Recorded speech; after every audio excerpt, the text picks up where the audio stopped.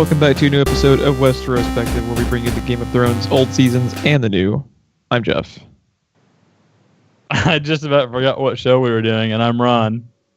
And it's also storming like hell, so at any point we're liable to just lose this fucking recording. So yeah, the news is like talking about my city right now. So yeah, fun times. Maybe the gods will do the world a favor and smite down our terrible podcasts. The old gods and the new. Yep, we will see what happens. All right, this is season 3, episode 2.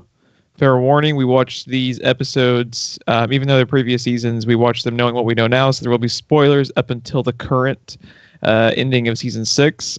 So just so you've been spoiler warned. Let's get going. We're starting off the episode where the episode begins chronologically, and that is with best chosen one of all time, Bran himself. And I almost wish... Okay, like this is the scene. Okay, the opening of the episode is Bran having a vision and him being basically introduced to Jojen Reed. Is that the Doctor Who kid? Yeah, the other war kid. The actor who is Jojen Reed is so much better than the Bran kid that if I were Benioff and Weiss, I would have drastically altered the show with the books. I would have set it up the whole time like Bran's gonna be the chosen one.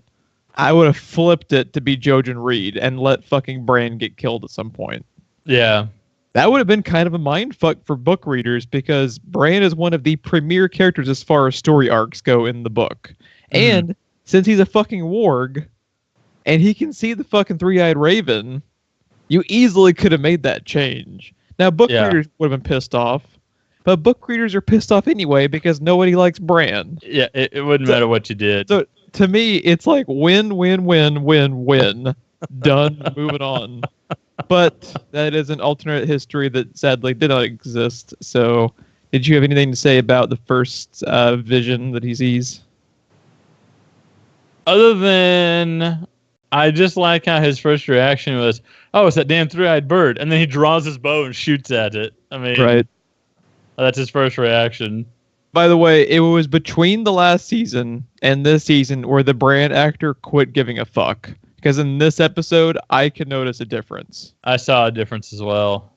I don't know why. I don't know who pissed in his Cheerios at Game of Thrones Central, but something happened.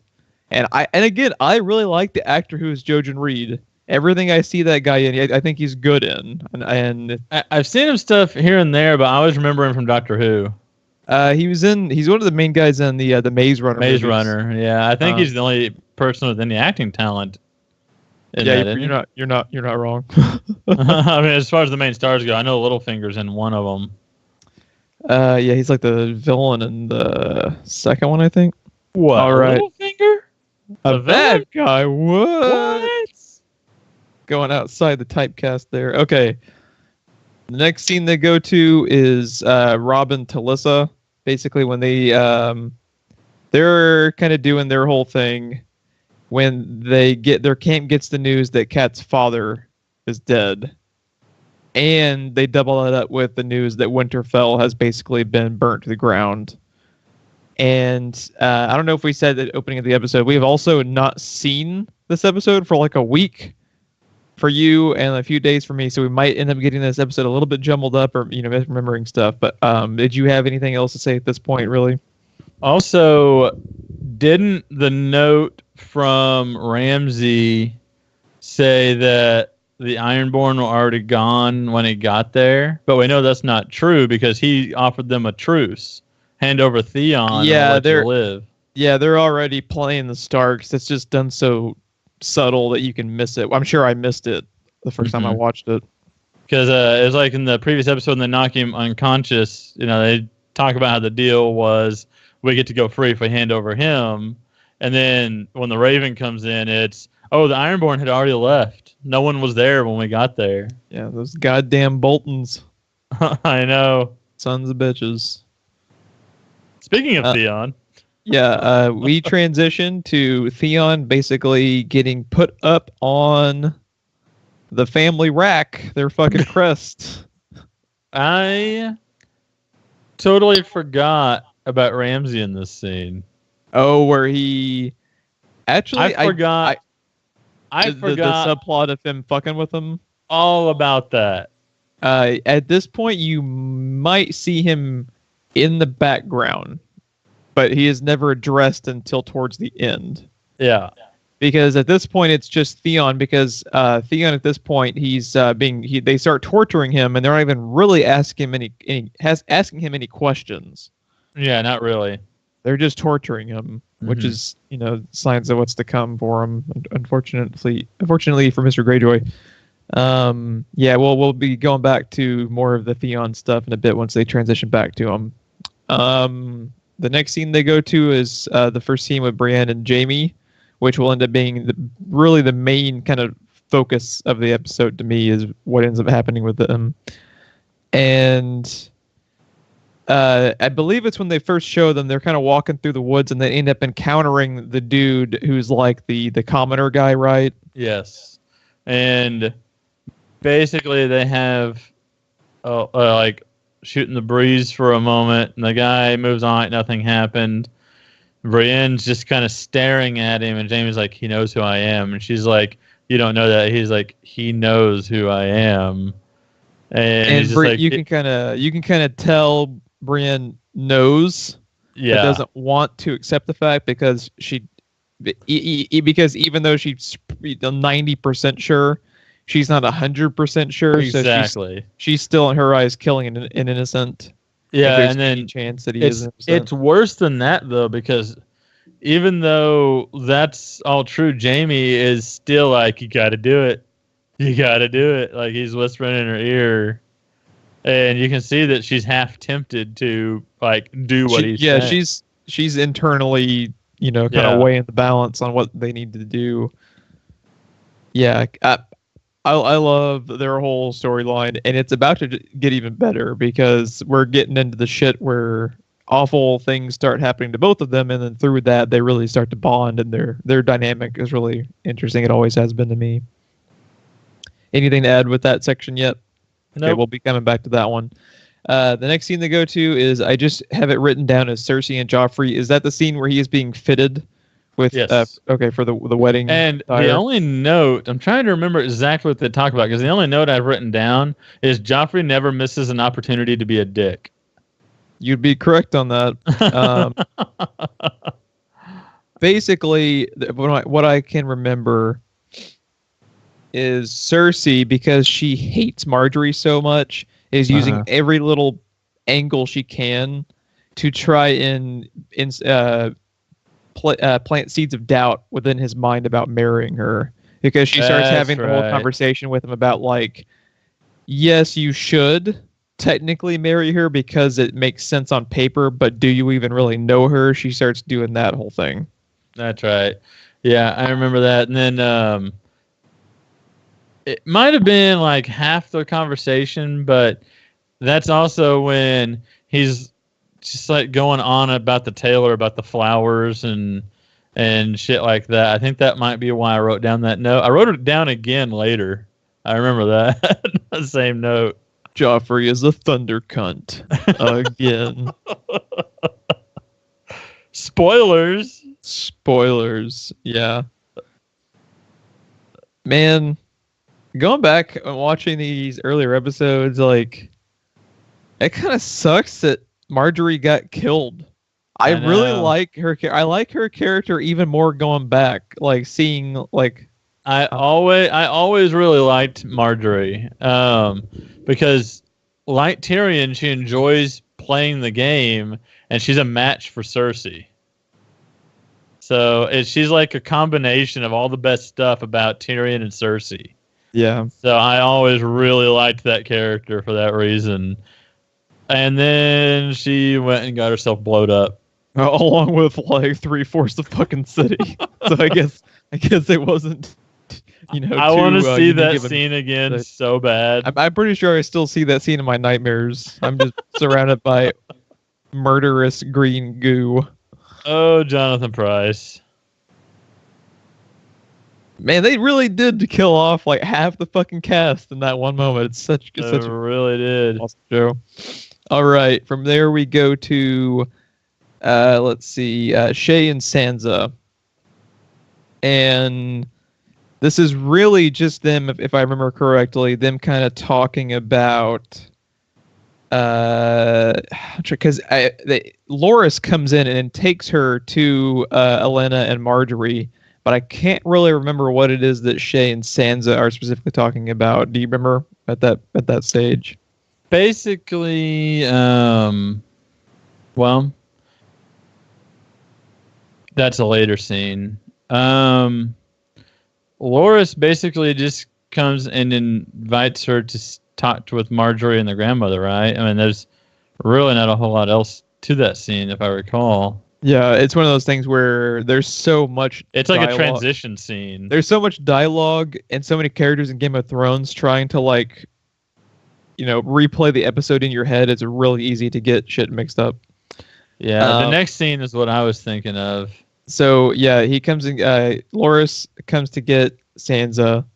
I've been waiting for this woman to come back into my life. Olenna Tyrell is one of my absolute favorite characters. She's like, dude. She line about squirting the milk back up the udder. she is such an asshole, but she is like the single most lovable asshole ever. She is a glorious asshole. Oh man, I love it. I like too how they're in King's Landing, and her whole reason for having Sansa there is to just straight up ask her, tell the truth. What are we dealing with? And then Sansa, plays it straight. Eventually, breaking down and saying like he's a monster. She tries to resist. You can tell she wants to, but she keeps playing her old game, and she's trying to resist. And then eventually, she kind of goes into like, "Please don't make me say anything," trying to like reason with them. And then finally, she just spills it all. And I love. I love both Marjorie and Elena's reaction. They're just like, well, shit. Because they're totally pot committed to the situation regardless of what he is as a human being. Yes. Because they know he's an awful... They already kind of know.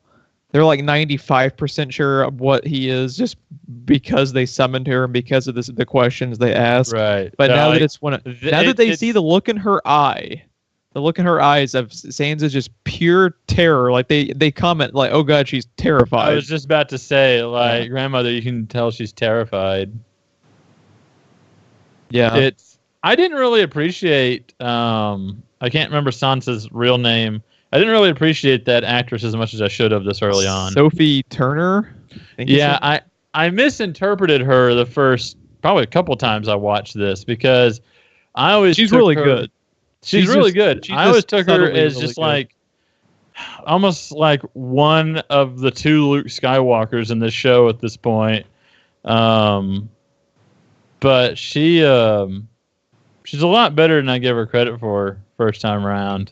Yeah, she's really good. She does a good job like when she does a good job of acting when she's saying something, but you can tell she either totally doesn't mean it or is putting on an act to appease certain people, or when she does break down, it is really, you really buy it, like in that scene when she is just straight up terrified.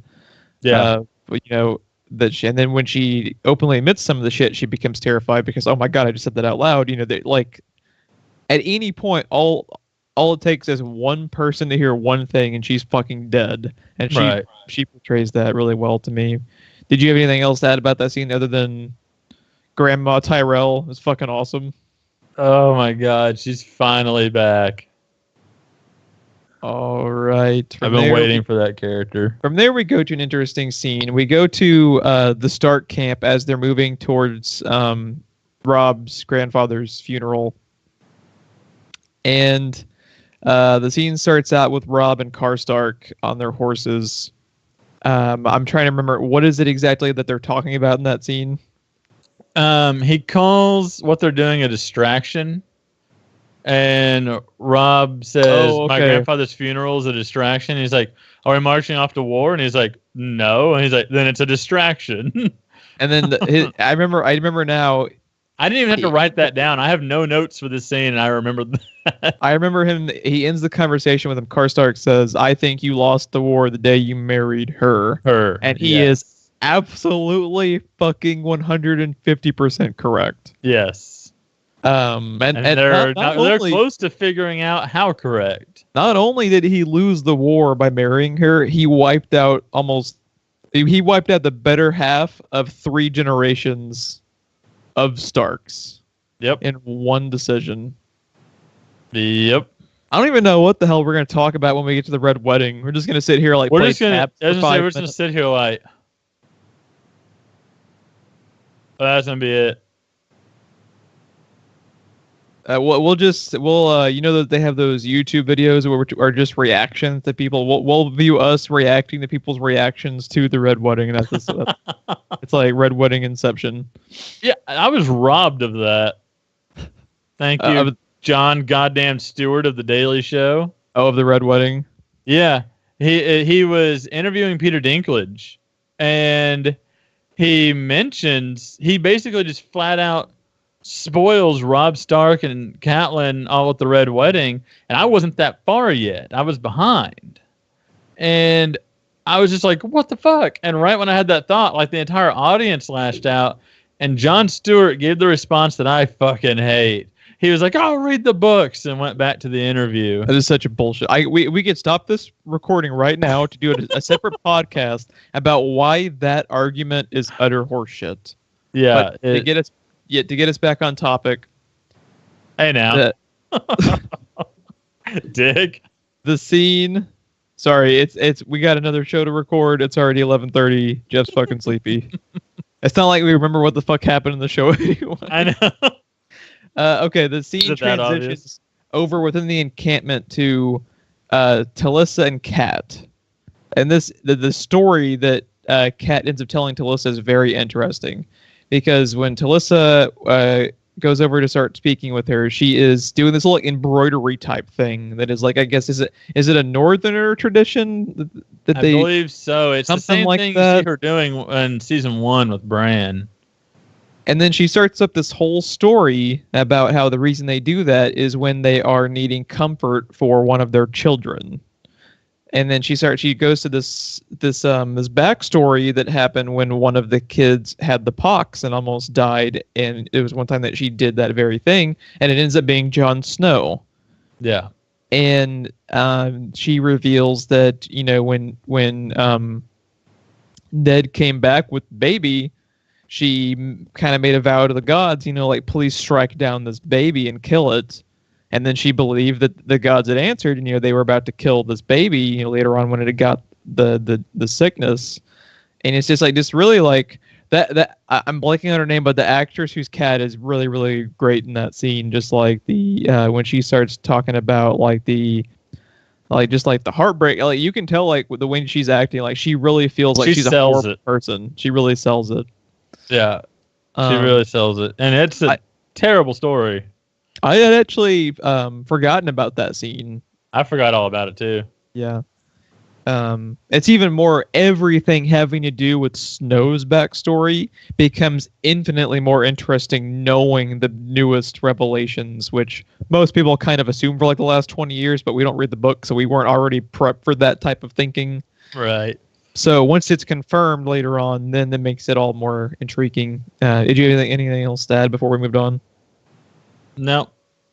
They segue, speaking of the man himself, to Jon Snow and Mance when they are walking through the wildling camp, or a little bit out on the outskirts. I forget exactly where they are, but the importance of this scene is they show the other warg. Yes. The wildlings have a warg who they use as a scout. He's is it an eagle or something, like, or is it like a falcon, something like that? I think it's a falcon. Something some bird he has warged into that he uses for scouting, and this is when they're starting to plant the seeds of all the warging and stuff that's going on. You know that the Bran can do it because you've seen him do shit like that, and he's had his visions and stuff where he's, you know, in the mind of the wolf or whatever. But they're confirming what he is throughout the episode. You know it's real now at this point. Yeah, without a doubt. They go from there to Sam is marching with the Night's Watch. And I don't ever know what his fucking name is, but that asshole who hates Sam starts giving him even more shit. Sam. The anti-Sam. He's walking and just giving Sam shit. Sam about gives up and wants them all to just leave him because he feels so guilty for. Well, that's what the guy's trying to get him to do. Exactly. And then Commander fucking Mormont comes back. I love Commander Mormont. Every time Commander Mormont walks on screen, I'm just at home just like, yes, fucking love me some Commander Mormont. But he comes back, and in true Commander Mormont fashion, he's like, if he doesn't make it back to camp, you don't. Well, first it was, I forbid you to die. And then he turns around and, if he doesn't make it back to camp, you don't. And then he walks so off. awesome. Commander Mormont, I love that guy. He needs to be in more stuff. What happens to him later, like, blew my fucking brain. And I get so sad just thinking about him going, because when it was one of those ultimate moments, like, I really liked him. All right. From there we go to back to Bran and Jojen and Mira. And this is when I believe they are officially introduced in the flesh, because Jojen approaches Bran, Osha sticks a knife to Jojen's throat, and then Mira comes up behind her. I don't carry any weapons. My sister does. Yeah. And I don't really know if they start going into any more detail. I think it's not until they transition back when they start actually revealing who they are. I think they say their names, but I don't think you really know. They say their names. I think this scene, if I recall, is just to confirm that the kid's not really like a vision. That like he's a real kid. That he is real, and he's not alone, and Mira's there, and they're much cooler characters than Bran, and it is unfortunate the way things turn out. Every time I see him, I just keep expecting him to open a pocket watch. Yeah, I can see that. Let's see. But the thing is like you automatically think all these like side characters that are on Game of Thrones that were also in Doctor Who. You have watched Doctor Who so many fucking times through that's what you think of them all in. I have seen these people more in Game of Thrones than I actually have in Doctor Who, which is ironic because one of the biggest reasons you started watching Doctor Who was because I got you to start watching it, and now you are much more of an expert on the fucking subject than I am. Well, what's really funny is I think of Doctor Who when I see Davos, and what's the poor fucker at the Red Wedding that we thought was dead, and he turns up I think there's later. A lot of poor fuckers at the Red Wedding. He's the guy that was actually getting married. Oh, Edmure. Yeah. He's in the same episode that Davos is in Game of Thrones. So it's like a reunion for me every time I watch that. Red Wedding reunion tour. Woo! Said nobody. All right. Next scene. We were actually getting through this shit. We were actually doing what we said. Since we didn't watch the fucking episode but like a week ago, we were actually progressing at good time throughout that episode. Well, honestly, we're reaching the point now where we're hitting a lot of setup for stuff anyway. Yeah, there isn't a whole hell of a lot to talk about specifically in this episode. It's a great episode, but yes, it's not the kind of like earth-shattering stuff that we can really get in the nitty-gritty about. It's not as earth-shattering as the storm right now. Is it pretty bad? It's pretty bad. I think it's moving out though. From here. Good luck, sir. Awesome. Just fade to black. He was never seen or heard from again. Next up, Arya and Gendry and Hot Pie are walking through. Hot Pie. I always write him down as Porkins because I can never remember his name. Yeah, well, he is officially now. He's officially now Porkins. Porkins Jr. We're gonna call him Porkins Jr. Son of Porkins. Okay, Arya, Gendry, and Porkins Jr. TV's son of movies Porkins. God bless you, Mystery Science Theater. Okay. Now, this entire sequence ends up being incredibly important because of events later on. And what's funny is the way it's done, it's seemingly not important at first. Yeah. Did you find that interesting? Yeah. It felt like the episode itself was kind of blowing off the scene. And then in retrospect, like once people started to really, I think we even talked about it before he ended up coming back. We were like, in retrospect, you realize even before they confirmed that, Melisandre ended up resurrecting Snow, you and I think even talked about it on the pod, like in retrospect, the entire reasoning behind this whole group of characters is to establish that is a possibility later on with a red priest or priestess. So this is the first time you have heard of Thoros of Myr, but you have not seen him yet until this scene. And that actor's awesome too, by the way. I love him in this show. Shocking. A side character was cool in Game of Thrones. I know I'm really fucking killing it with analysis, but this show is known for its mundane characters. Yeah, they're real bland, and generic, and not interesting. Damn you, HBO. That's why we've done like 60 episodes talking about them. All right, it's a Brotherhood without banners, and I remembered the scene though where the guy shoots the arrow, and then he's fucking just like, Robin Hood. He is. As soon as I quit talking, it's going to kill you, and you better start moving because I'm just about done talking. And I like that whole scene. And they do have that. I did write down because the quote made me laugh out loud. But I think it's either the arrow guy or one of the other dudes with Thoros. But he's just like, half the country's starving, and look at that kid. He's like, well, maybe he's the reason half the country's starving. I just love it. We will be having more to talk about with the Brotherhood without banners. Did you have anything else to add with that scene? No, I was just thinking, though, we've heard reference to them up to this point. This is the first time we've seen them, right? Yeah, they specifically name drop Thoros of Myr because, God, I forget who it was. It might have been Sir Barristan. Somebody in either the first or second season has a conversation about Thoros because they name drop him with his flaming sword. Right. I was going to say, he's the guy with the flaming sword, right? I believe so. Next up, they go to Tyrion and Shay. Really the only thing I can remember about this scene is Tyrion's freaking out because Shay is seemingly not listening to his warnings about, like, if they see you, they will fucking kill you immediately because I'm even my family wants me dead right now. So, and we know why now, too. Yeah. She's being paid by Tywin. She's being paid. Fucking That's not Shay. all she's being by Tywin. But yeah, I feel like this scene is pretty genuine for this character because this is all about her talking about telling Tyrion we need to protect Sansa. I feel like Shay, as shady of a bitch that she is, genuinely cares for Sansa. She's not being paid to care about Sansa. Why would she care? Yeah. So it's kind of hard. Why would she act like she's caring? I mean to say. Yeah. The only thing that she is pretending at is her relationship with Tyrion.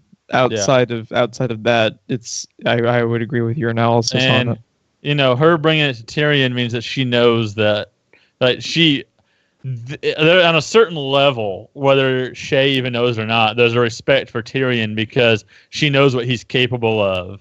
She's like, we need to protect this girl. Yeah. She's saying to him. So. All right. Which is funny because she's yet another way manipulating him.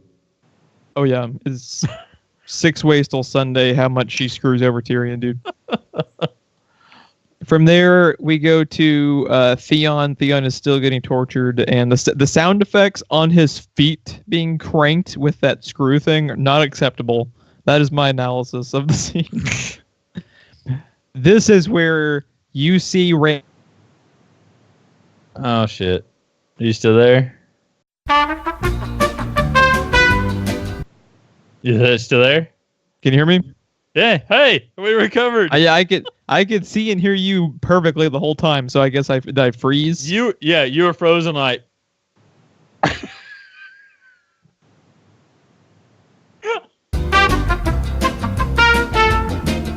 We're back following technical difficulties because Skype fucking sucks at its job. It's like the last 3 episodes now, something has happened to us. 2 of them being Skype. Yeah, I think the old gods of the new. They're trying to tell us, but we're just fucking too stubborn. Yep. Fucking thunderstorm and it's Skype that's the problem. All right, we accidentally skipped a scene, but we're going to continue just while we're talking about it. We're going to finish talking about the Theon scene. They go back to Theon. He's still being tortured. This is the scene when you see Ramsay in the background where he's pulling his whole fucking facade, where he's... so he's in the background. If you're rewatching the show, you know exactly who he is, obviously. Yes. But at the time, you wouldn't necessarily interpret it that way. Yeah, so, no, at the time, you don't know who the fuck he is. You don't know who the fuck You've never seen him. And if you recall, he's always just referred to as my bastard or Lord Bolton's bastard. They've never even said his name at this point. And he goes up after everyone leaves. He goes up to Theon. He removes the torture crank thing out of his foot, or loosens it enough to where it looks like it's still there, but not actually still hurting him. And he tells him, "Your sister sent me. Basically, I'm going to try to get you out." But I don't think he ever gives him his name. Does he say what his name is? I don't think that's what I was thinking. No, he doesn't say his name yet. So at this point, we still don't know the guy's name. But this whole thing, it's just like, good God, Ramsay it still shocks you just how much of a prick he is, because it is so unnecessary. He has this whole spiel set up, and for no reason other than to give the poor guy false hope. That is the only reason. Just to play mind games with him. That's the only reason. Yeah, he is. Yeah, he's got plans to pull a full-on surviving the game with Theon. It's... I remember that. I remember being mind-fucked by that so hard. The first time it was a ploy. Yeah. I want to say it shocked me too. I can't remember. It's been so many years now. I might have been thinking like this is a little too easy for Game of Thrones, because it's never just someone like the good guy, or not necessarily the guy, but like someone actually gets saved, and it's that easy, and it's never that easy, Yeah. That's all I really had to say about it. We'll have this whole fucking season ends up being like a lot of Ramsay and Theon, so we will be coming back to that subject. But the scene that we skipped was the scene with Joffrey where he's with the crossbow, and Marjorie comes in and just plays him like a fiddle the entire I love it. And she circumvents everything so well. Like, she just sidesteps everything. I love that character so much. I didn't realize how much I missed her. I totally agree. Just like and they continue on what she learned from Sansa, because at the end of the conversation, she starts talking to him about, like, oh, could I please go hunting with you? I was never allowed because blah, blah, blah, blah, blah. And then she asks him, oh, would you like to see me kill something? She's using Sansa's warnings as ammunition to manipulate him. She's beating Joffrey at his own game. Yeah, she's using Joffrey's nature against him. It's just like she is the only character that is able to... Cersei, as good as she is, has zero fucking control over that What kind of self-confidence does that take? And Marjorie, everything she says, like, she is 20 steps ahead of Joffrey, and it's awesome to watch. It was checkmate before the first move. Yeah, exactly. If you would like to know my exact notes on this scene, because I did have one note. But so my first note is Joffrey is again a dick. By the way, I still like the whole playing on him being like just such a, not just a weak leader, but a weak person. Because remember, his first crossbow had the crank, and he's showing off the lever system on his new one, when everyone else in the show just pulls the fucking string back. But then he has that line referring to Marjorie's father of, "You no longer belong to him." My sub note for that line was "What a cock," because he is. I see the through line behind your analysis. Like I just like everything that he says and does just boils your blood. And he isn't even the most despicable character on the show. And he's not even the most despicable character in the show. We don't have that much more time left with him, actually. No, not really. Like, is it next season? It is season 4. Yeah, it is season 4 within the first like 2 or 3 episodes. I was gonna say, like, right, because I remember being stunned that wasn't like a finale thing. They pull it. I remember like the second or third episode, like you said. Yeah. So because season 4 is probably my favorite season. Like, I can't wait to get to season 4. A lot of good shit. It's like, of course, he named their swords. Only cunts name their swords. Generated a meme.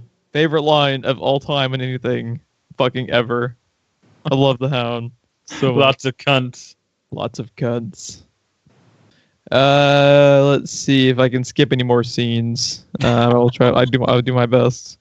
All right, we did Joffrey and the Marjorie scene. Blah blah blah blah blah. Back to the Rickening. Now we go to Bran, Rickon, Jojen, Mira, and Osha in their group.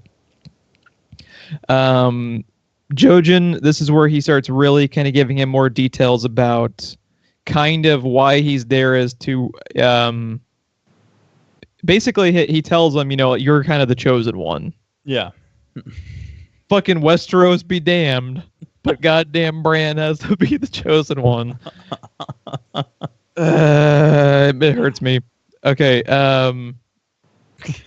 He starts telling him a bit of like the reasoning that you're seeing the three-eyed raven is because how important you are and so forth. There's not really much else to say. Really, when you think about it, they don't tell you jack shit about the Bran plotline until like 5 seasons into the show. As I say, not only that, he's completely missing from a season later. Yeah. And he comes back 30 years old with 4 kids. You know what is one of the most interesting things for me is once the show's over, I am going to go back and read all the novels if George R. R. Martin never actually does finish all the novels. Doesn't that kind of suck? You write a book series for 20 years and it ends up being so popular that the TV show will finish your story before you can. I mean, it's his own fault. I don't feel bad for him as he's counting his fucking mounds and mounds of Benjamins. But just as a writer, that would be kind of hard to take, I would imagine. You get what I mean? Yeah. Yeah, I don't know, but after 20 years, maybe he's just like, fuck it. They fucking know. Who cares? Yeah. They watch the show. People don't read, Yeah. But what I was going to say is, like, I'm really curious to see how the Bran storyline is portrayed in the books versus the show, because you can just fucking tell the least interesting aspect of Game of Thrones out of the most interesting storylines to them is Bran. And because he's one of the few sources of actual supernatural shit going on in the show that we're ever going to get. He is permanently on the back burner. Yeah. And it especially comes across when you're rewatching the show. Yeah. It's not. I'm not saying it's bad. It's just not up to the caliber that the show is capable of. And then to not recast him when he comes back astounds me. Really, it's weird. Any issues I have with Game of Thrones are very minuscule, but every issue I really have with the show boils down to Bran and Rickon. Those are the only times I ever really have any complaints about the show, is those 2 characters. Which is, here's the thing. If they, in the last season, have Bran warg a dragon and whoop some ass, and finally, after 8 fucking seasons, do something, it'll be cool. But it won't be cool enough to make up for 8 seasons of Bran getting everyone I like around him fucking killed, which is all he is there to do. and then never feel bad about it. He is such a cock, to use your term. He is the chosen. He is just the chosen cock. He's the chosen cock, but that is overselling his role in the show. I'm just saying. Yeah. Do you have anything else to add? No, not really. Let's just put a pin on Bran until like season 5. Raisin Bran. All right. From there we go to Arya, Gendry, and Hot Pie are with Thoros. He has them at the little like pub type thing. I still didn't know his name, so he's still Porkins in my notes. Porkins Jr. Get it right. I like the scene where Arya's talking shit to Thoros. Like, blah blah blah. If you don't let us go, I'll kill you or whatever. And she goes up and she like, gets into her fighting stance at Thoros, and she's just like, oh my. I think she either says does she say my brothers taught me how to fight, or does she say my something like that, or she says either my brothers or my dad or something like that taught me how to fight. She goes up she stands up to fight him, and Thoros disarms her in like 2 seconds, and he holds up his ale, and he's just like, to her brothers, and everyone just laughs their ass off around the bar. I love that scene. Yeah. But the really important part is that when the Hound walks in and he picks out, oh, you have a Stark girl, the look on Macy Williams' face when they pan the camera up to where it's like Hound on one side with Thoros, and then they pan up to where you see her face in between them, and she just has like look of horror in her eyes. Macy Williams is you cock. Macy Williams is just amazing, and I can't say enough of how awesome. Like what is she at this stage? Like 12, 13? Something like that. She's so just ridiculously talented. I always forget to look up how many actresses they went through when they were casting Arya, just to figure out, because I referenced in the previous episode, but it was something ridiculous. But yeah, they crushed it. Did you have anything else to add about that scene? It comes into play more so later. Yeah, there's a lot more with it later. And then we go to the last scene of the episode. This is the culmination of the Jaime and Brienne storyline. This is tough. So, Jaime ends up playing her. They go over. He first of all he pulls the whole choice thing again on her, where he's just like, "What are you gonna do? Do we go over the bridge to save time, but we're out in the open? Do we can't exactly go down the river? I could get away from you there." She decides to go across the bridge, but then Jaime plays her by just kind of squatting in the middle, sitting down in the middle of the thing, so he can get one of her swords. I never understood why knights felt the need to carry 2 swords. And it's a really well choreographed fight scene. Like you can tell it's really like, you've seen Brienne fight here and there, but it doesn't really mean much till this scene, because Jaime is supposed to be the swordsman of the Seven Kingdoms. He's supposed to be the best, and she is not only on par with him, at times she's knocking him on his ass. I mean, I get at this point, how long has he been malnourished and all that, but at the same time, it shouldn't be a contest with how good he is. Because like the only person that they ever really talk about in as high regards as he is Barristan. It's just those two, and with Jaime being more in his prime, Jaime is like the best swordsman of the... He's so confident in his skills. You remember when he's fighting Ned, he gets pissed off at the guy for canceling out the fight. Yeah. Because he just wanted to fight him. Because he's more than pissed off. He straight up killed the guy. Yeah, he's that confident in his skills. He just wanted to fight him. Yeah. But yeah, they end up getting caught because they spent so much time out on the thing, because the commoner guy did exactly what Jaime said he would, and went and alerted the dudes. Now, what's interesting is I had completely forgotten that that's the dude. His name is Locke. That is the dude, if you remember, who ends up going into the Night's Watch. Do you remember later on? He ends up being sent. I forget what his exact goal is, but he's one of the guys who ends up tying in with the plot line with Burn Gorman. You remember when Burn Gorman's a part of the Night's Watch storyline later on? that whole thing, because if you remember, I believe it's actually Locke who ends up getting killed by Hodor when Hodor is warged by Bran. If you remember that sequence. I didn't remember this guy.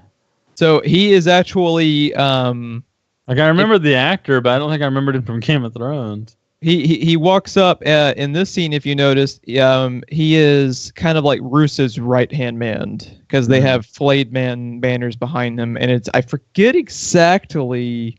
I think Roos might send him undercover at the Night's Watch to go hunting down all of the potential heirs to Winterfell to get rid of the potential heirs that can overtake their name should they come back across the wall. So we'll be. They ended up doing a lot more with that character. I just completely forgotten that was him, because I believe it's him who lops off Jaime's hand. I believe it is. Yeah. I remember that. I totally forgot that it was that same dude, because like when you go Game of Thrones, if you're only watching it through that first time, when Game of Thrones would go on break for a year, there's so much to remember. Yeah, it's just most of it's just, and if you didn't just rewatch it like a few weeks beforehand to get ready, a lot of it just goes over your head. Imagine this: if the show is this dense, how dense are the books? When you don't have a face to put with the name, and all of those and half of them are names you can't pronounce when you see them. Most of them you can't pronounce, and a lot of them are very similar. Like your Tyrion, your Tywin, and stuff like that. I could see it being very difficult. I would agree. Notes as you go. The Game of Thrones book has the 3M flags all around the outside of it. Yeah, you'd almost need it. That's all I got. You have anything else to add with the episode? Nope, that's all I've got. Crazy awesome shit on the horizon, because I want to say it is the next episode where they go back into all the Khaleesi shit with Krasny's the Slaver, and I'm so excited to watch that again, because I'll just sit there like on like a 3-hour loop. I'm just watching Khaleesi sack that fucking city. It just don't get old to me. Remember, Jeff, you've only got 4 hours. You're not my real dad. Please check us out more by liking and subscribing. We also do a weekly news show for movies, TV, and gaming that we're just about to record right now. We have Let's Plays up on the channel too. We need to get back and record, because we haven't been recording much of anything in the last couple of weeks because we've been so busy. Yeah, it's scheduling conflicts like crazy. Yeah. Social media links for Facebook and Twitter are in the description below, and please share us out to your friends and family that you think might also like our mediocre content, but we try. God damn it, we try. For this night and all the nights to come, I'm Jeff. I'm Ron, and now this watch is ended.